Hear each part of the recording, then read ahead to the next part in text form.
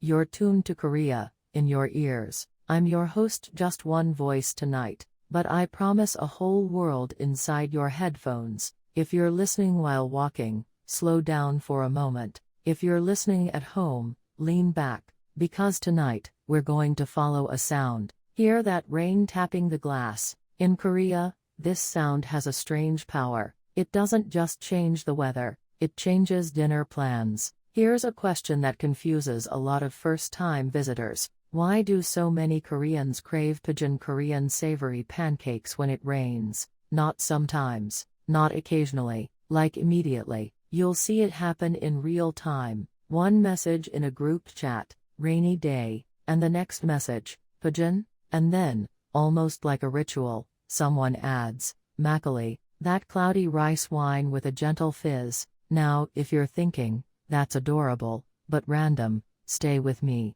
because this tiny habit secretly explains a lot about Korea. It's about sound, it's about comfort, and it's about the way a city learns to feel like home. Let me take you to a street you've probably never walked on. It's evening, the sky is the color of wet cement, umbrellas bloom like black flowers, and in the middle of the noise, there's a door with warm light leaking out. You step inside. The air is warmer, there's steam on the windows, someone is laughing softly at a corner table, and from the kitchen, you hear it, that sizzle, that crisp, confident sound of batter meeting a hot pan. Here's the first clue. To many Koreans, the sound of rain is weirdly similar to the sound of Joan cooking. Rain crackles, Joan crackles, and once you notice it, you can't unhear it. But sound alone isn't enough to become a tradition. So here's the second clue. Rain changes your body's mood. It cools the air,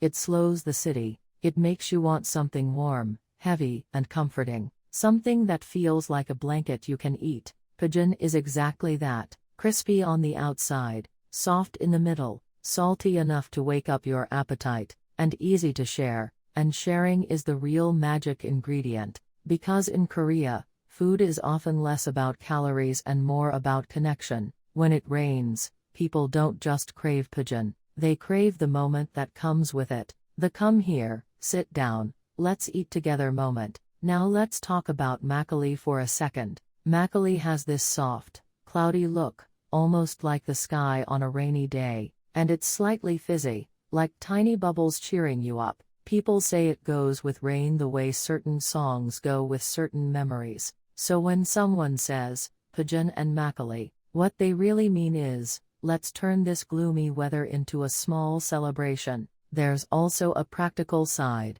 Historically, rainy days could mean work pauses, especially for outdoor labor. When your schedule slows down, you cook something simple with what you have. Flour, green onions, a few vegetables, maybe seafood if you're near the coast. Joan is flexible, it's forgiving. It welcomes whatever is in your fridge, and that flexibility matters in a country that rebuilt itself fast. Korean everyday life is full of efficiency, yes, but also improvisation. Rain day food is the improvisation that became a comfort code. Here's a little test. Imagine you're in Korea. It starts raining. You open your phone. You see 10 different posts. Someone's window, someone's umbrella, someone's rainy street view, and then inevitably a photo of Pajeon. This is how culture spreads now, not through textbooks, through tiny repeated moments, a sound, a mood, a photo,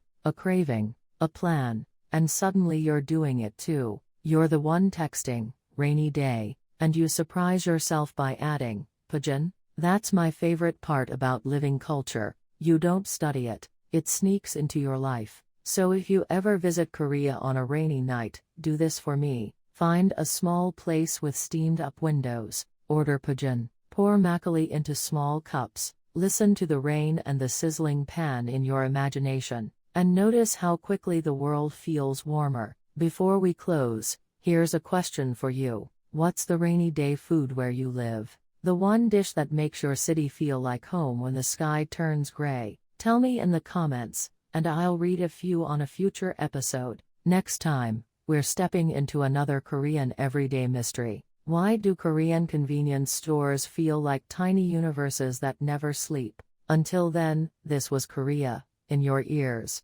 I'm your host, and I'll catch you in the next story.